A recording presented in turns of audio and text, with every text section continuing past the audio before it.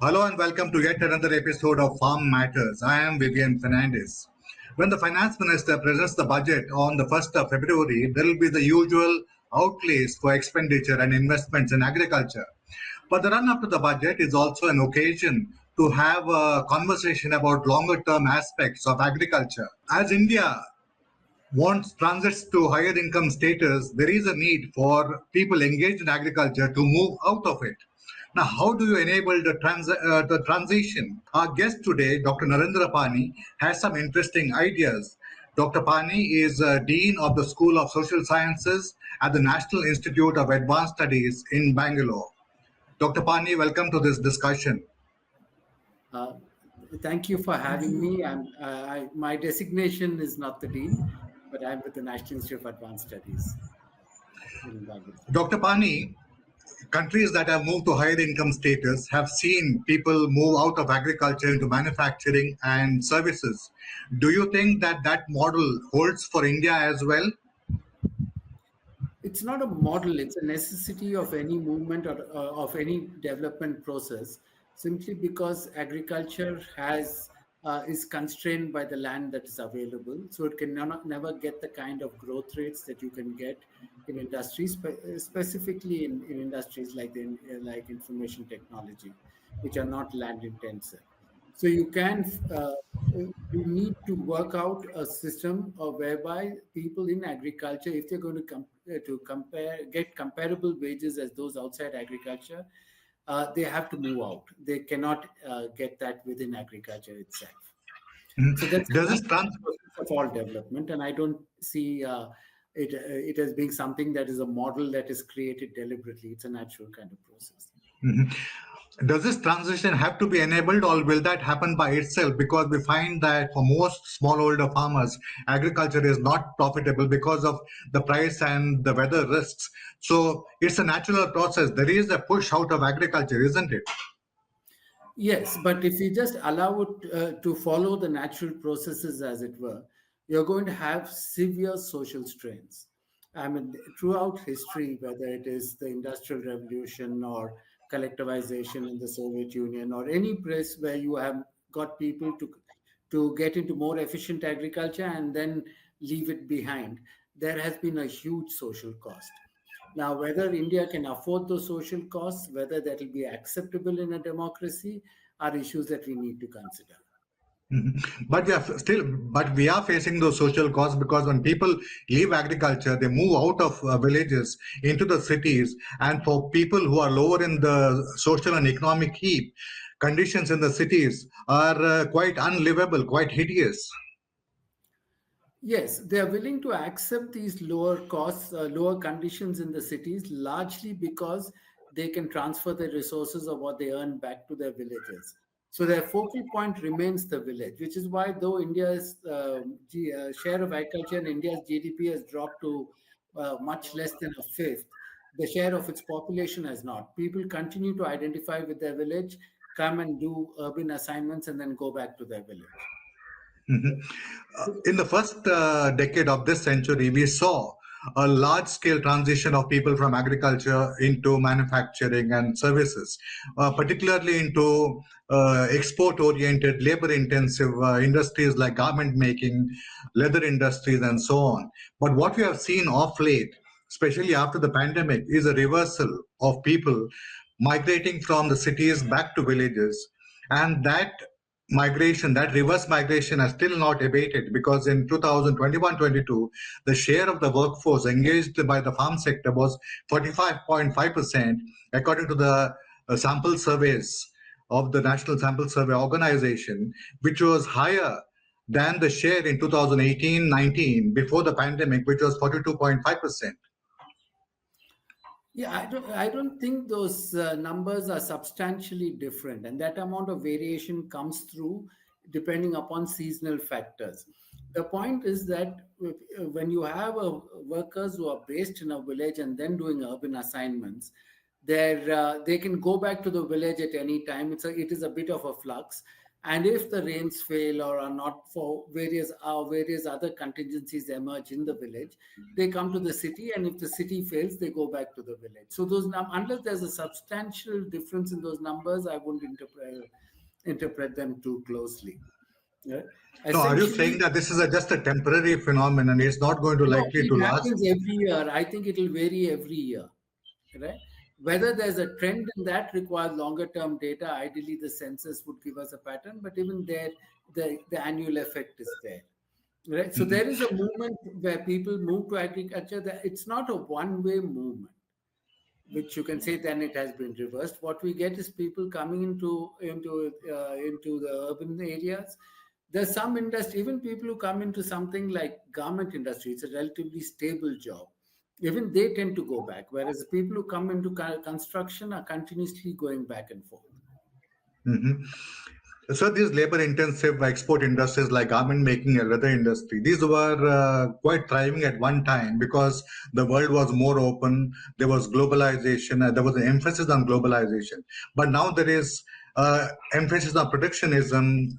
The President Trump himself wants to impose tariffs, and the world has become much more fragmented.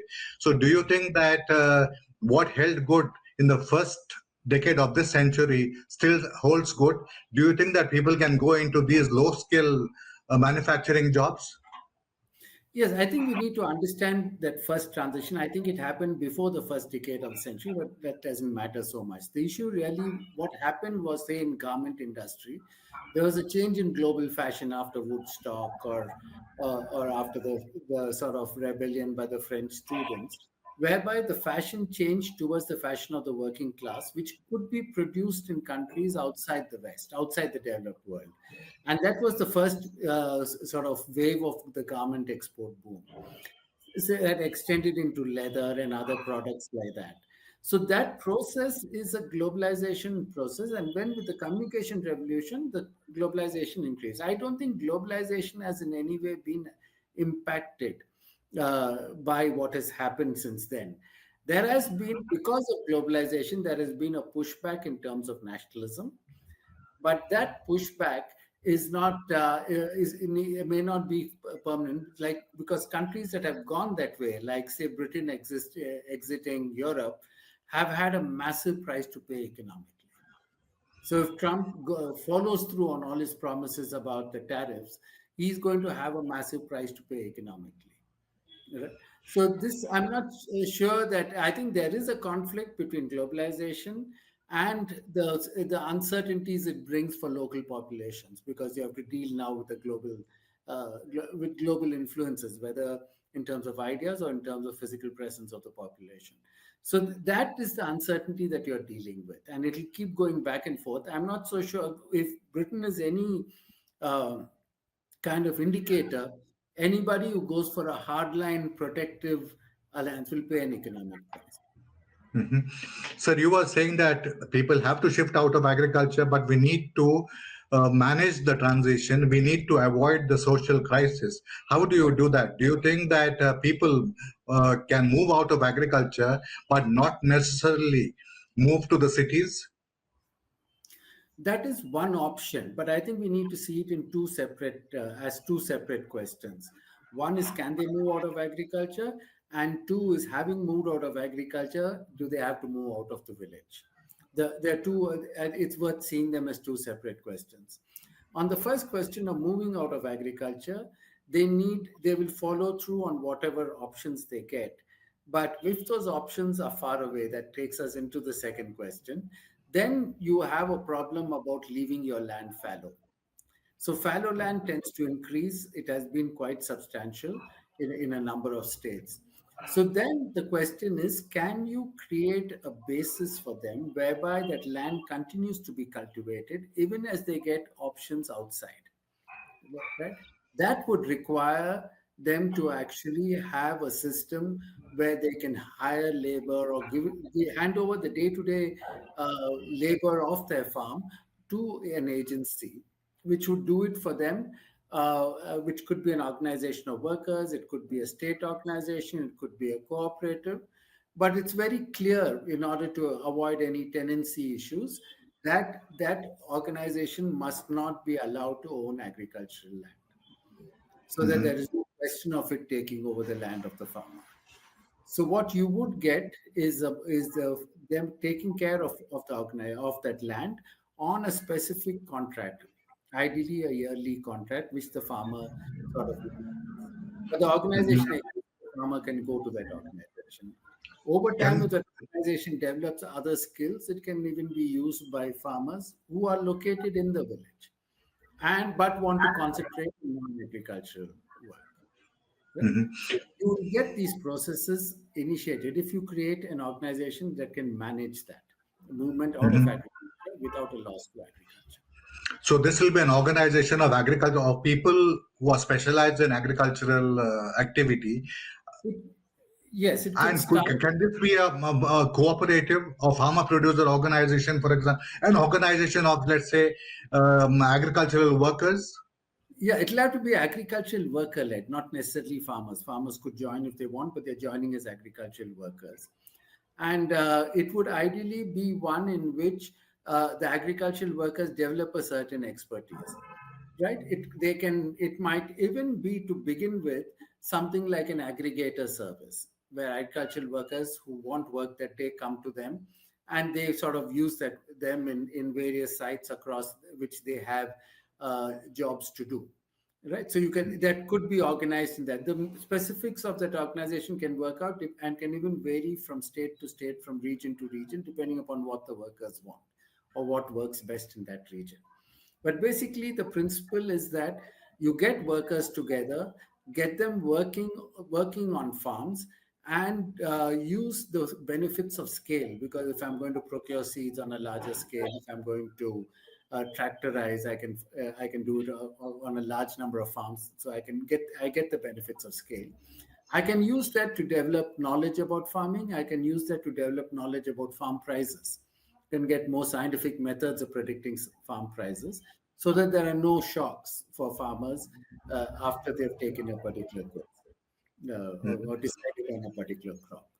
So that is the kind of pattern using. The specifics can vary, but essentially the case is one for having a group of workers who will do the farming when you are not able to do it on your own, or you have other alternatives which you'd like to pursue rather than farming. So, by following what you are saying, the farmer will be able to move to higher productive jobs, engagements, activities. Agriculture production can continue, and the land will not remain fallow. That's right. Right now, that what is being done, either sometimes it's given an informal tenancy, which is dangerous for a variety of reasons, and it's unfair to those who have got land on the basis of being tenants to now give it out as tenancy, because that will be unfair to those who the land was taken away from.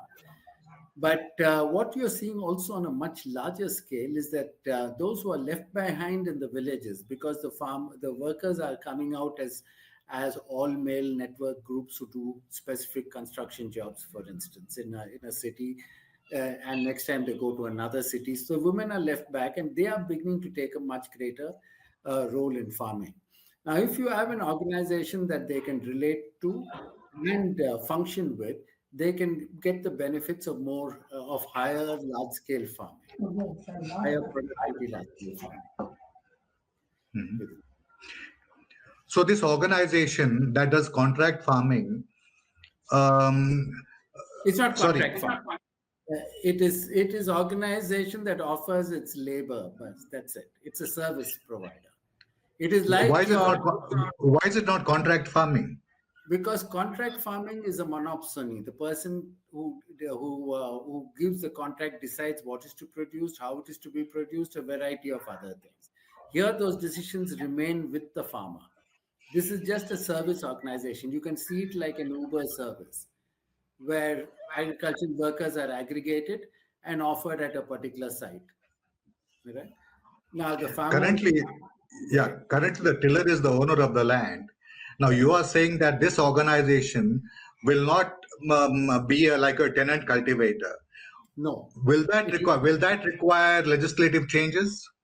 Not really. It's an hiring of a labor. Just instead of hiring labor, I don't think so. I'm not a lawyer, but I don't think so, because essentially, You're just hiring labor. Instead of hiring it on an individual basis, you're hiring it from an organization which can offer other services as well. Mhm. It's a But the service government all organization. so you mentioned about informal tenancies, and one of the reasons why we have this informality in tenancy is because of the reason I mentioned, that farmers are scared of losing their title. Now, for that, the government has come out with another enabling piece of legislation, a model piece of legislation, where tenancies can be formalized without the farmers losing their land. Isn't that model land leasing law something that the state should enact? No, because for two reasons. One, you're talking about states like Karnataka, which have taken land from one set of owners and given it to tenants on the grounds that they're cultivating the land. If they now do not cultivate the land, it is a betrayal of the owners, of the original owners. And it'll create political turmoil, but more than political turmoil, it's grossly unfair, right? That you have taken it away at one point, and then now you're saying, "I won't return it to the owners, but I'll give it. I allow you to do that," right? So that is something that I don't think is valid. And second, it's the second reason why I don't think that is the right way to go is that once it is created, you can always revive a tenancy movement. So you can say that I have a law today, tomorrow I can have a movement against that law, and using the same processes that were used earlier, right? Mhm. So what one is arguing for is an alternative where you hire these services and cultivate the land without your physical presence. So I mentioned that currently, for most farmers, agriculture is unprofitable. So the push factor is already there. But what is the pull factor? We find, for example, manufacturing share of GDP is still about 13-14%. It has remained like that for a very long time. Manufacturing jobs are not being created. So where are the options for the farmers who want to move out of agriculture? You see, that relates to a second problem with India's economic strategy, and that concerns savings. Now, when we had liberalization and looked for greater savings, we got it primarily by increasing inequality. That is, you shifted income towards those who could save more, right? Now, that worked for a while, so you reached a savings rate of close to 40% at a time, at one point of time. But that was not sustainable because when you can't keep getting more and more greater and greater inequality, because that will be resisted in a democracy. That happened, and then you started the process of starting with NREGA. You started a series of measures that transferred resources back to the poor through the state. Right now, that is the model that you currently have, and that's not going to work very well because you're still trying to do centralized fashion. But if you can generate models where local capital is realized, then local capital can move into local industry, which gets back to the earlier question you raised about the possibility of industries in villages or in the vicinity of villages. Like Tamil Nadu has done that with considerable success. You have a large number of small towns which have industries in them. And so even if I don't actually live in those towns, I can live in my village and work there. So those kinds of processes are what you need. When that happens, then you get manufacturing on a widely dispersed scale. Mhm. So what you are saying reminds me of what happened in China in 1978 when Deng Xiaoping initiated the reforms. There he liberated agriculture in the first place, and there was boom in agricultural production, and also we had China had this township and village enterprises that drove the industrial revolution. Do you have something in of that kind in mind? Yeah, you see, but there China could use state capital for that, but we are really looking at situations where can you mobilize local capital? For instance, I mean, if you look at it sort of frankly, there is local capital. You just have to look at the amount of money spent in elections to recognize that capital is not absent there, right? The question is, how is that mobilized? How is that brought together? And can that capital be directed towards local manufacturing, at least a part of that capital?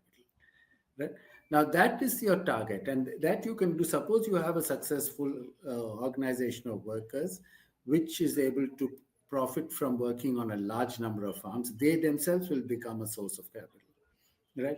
Other farmers or others in that region can invest or buy shares in those organizations if possible, which would once again increase the capital available. See, local investment in areas sensitive to local areas, to sensitive to the village, will only happen locally. I cannot really expect, say Google or somebody to come and invest in local manufacturing in a village. That has to come. It has to come by So, mobilizing. yeah, so the local manufacturing will be around, let's say, value adding to local agricultural produce. For Not example, necessarily. produce. Not necessarily. It could be that, but inputs or raw material is not the only reason to locate an industry there. It could be normally sometimes you get these towns that grow around labor.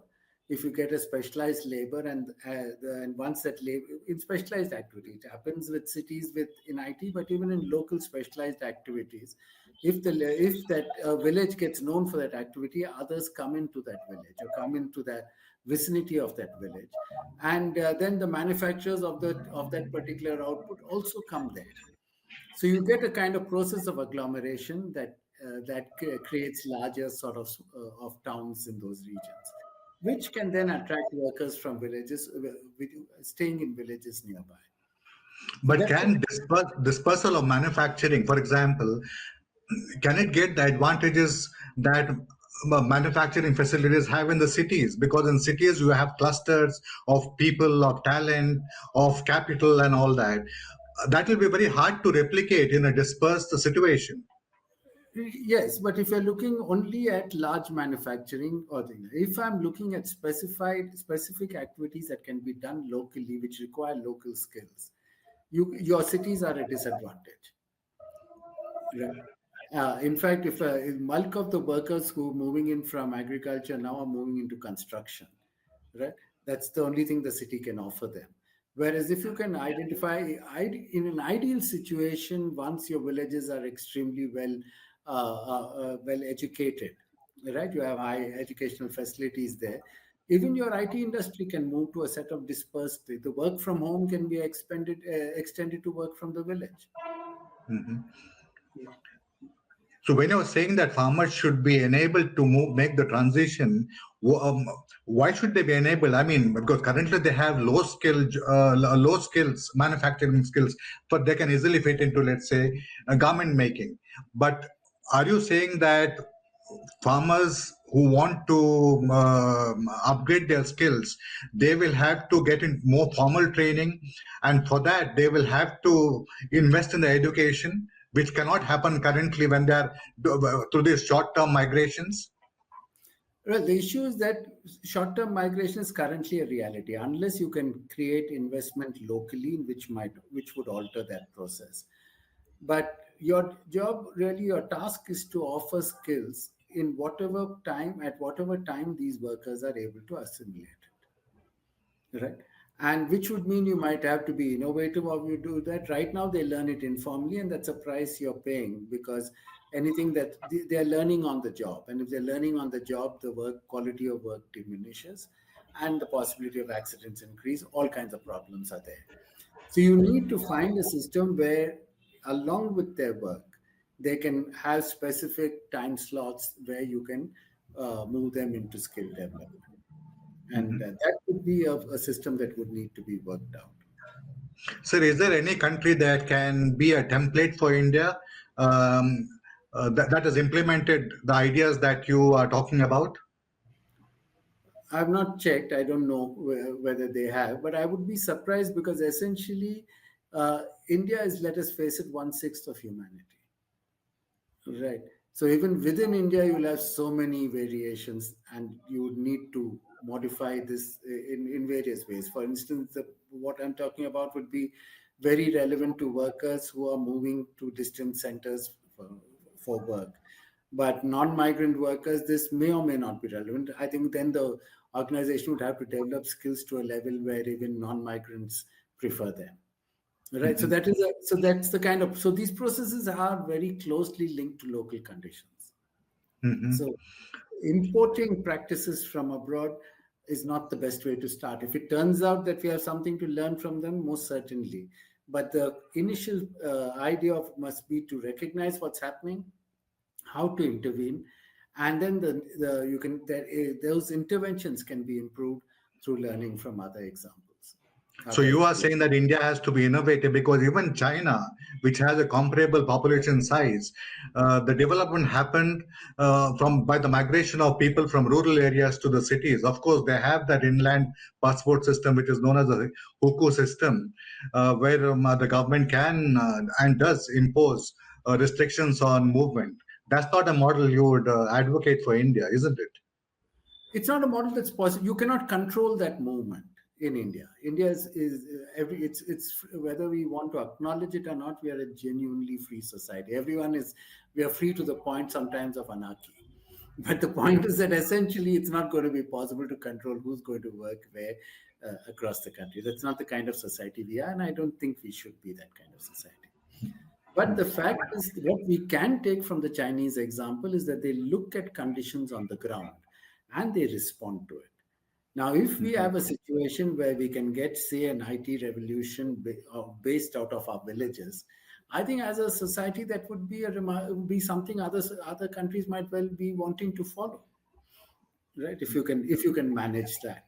But that's of course a very distant dream. But what I'm saying is that we don't have to follow the paths laid out by others. We can set out our own path. I think you've made a very interesting point, and that is we should not impose solutions from the top, but we must look at the reality, and then the government should respond with creative policies. Dr. Narendra Pani, on that note, thank you very much for sharing these very innovative ideas.